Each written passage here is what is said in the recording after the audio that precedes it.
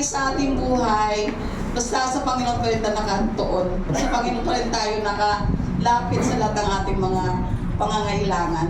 So sa umagang ito, ang isi-share ko po sa inyo yung tungkol ko sa aking anak. Kasi di ba hindi naman naging sa inyo na may church siya na nakasama na naging boyfriend niya. So, ang nakikita ko kasi sa kanila, hindi sila magkasundo. Lagi silang nag-aaway, nagkakagulo. So, ang sabi ko, Lord, nanalangin ako sa Panginoon kasi ang anak ko naapektuhan na rin dahil sa opisina, ang lalaki, pati yung ultimo trabaho niya naapektuhan. So, nakita ko na talagang hindi yun ang lalaki na para sa anak ko. Kahit na matagal na sila.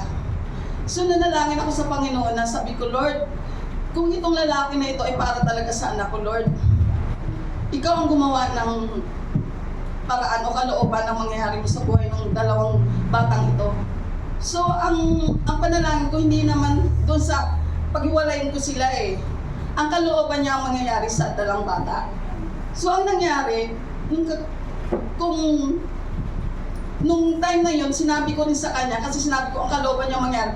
Pero Lord, sabi ko, kung hindi naman sila talaga ang magkatuluyan, Lord, ikaw din ang gumawa ng kaparaanan. So, ang nangyari, sa 8 years nilang pagsasama, nagulat ako, naghiwalay sila.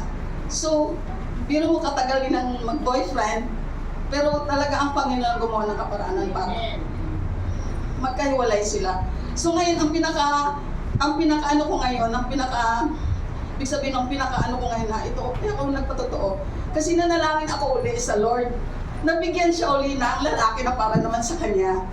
Kasi siyempre bilang nanay, gusto ko na mapabuti siya, mapunta sa maayos na lalaki, hindi sa lalaki na, siyempre hindi naman natin alam paano maging buhay niya sa darating na future. Kasi hindi naman habang buhay nandito tayo, bilang nanay, siyempre nakikita mo yung anak mo, gusto mo mapaayos ang buhay. So pala yung panalangin ko hanggang sa ito na, binigyan ako ni Lord ng tama na para sa anak ko.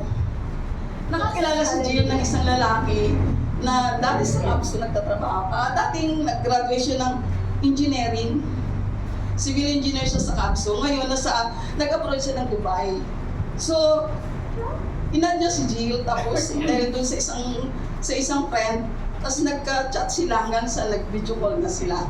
Hanggang sa doon nagkaayos na sila. Yung lalaki na yon ay isang Christian. So, bilang Christian, bali siya yung unang naging Christian sa pamilya. Tapos, yung papa at mama niya, inakay niya. So, naging pastor yung tatay. So, sabi ko, Lord, salamat dahil yung hiniling ko na para sa anak ko na lalaki na, sabi ko, Lord, makakilala lang siya ng lalaki na yung may takot sa iyo at may pananampalataya siya at nakakilala sa iyo, Diyos. Yun lang talaga ang panalangin ko sa anak ko para makakilala siya at para mapagbuti ang buhay niya. Ngayon, salamat sa Diyos talaga at binigay ng Panginoon na makatagpo siya ng lalaki nakakilala sa Panginoon at may takot sa Diyos. Yun naman ang ating nag-goal sa buhay natin na mapabuti lahat ang ating mga anak at mapunta sila sa maayos na tao na may itakot sa Diyos. Kaya ngayon, sa ngayon, 2 years kasi siyang nakakontract sa Dubai. Hindi pa siya tapos ng kontrata niya, humingi siya para ipakilala si Jill sa magulang. So kaya yun ang pinakaano, kaya hindi sana po patotoo, kaya ang dalawa na ginawa ng Lord, inalis siya dun sa lalaki na hindi talaga para sa kanya. So hiniling ko rin yun na talagang sila. Tapos ito naman ngayon, yung hiniling ko ulit na para bigyan siya ng tamang lalaki, ibinigay ulit ni Lord. Kaya salamat sa Panginoon. Kaya talaga nagpatotoo ako ngayon. Glory to God. Amen! Glory to God!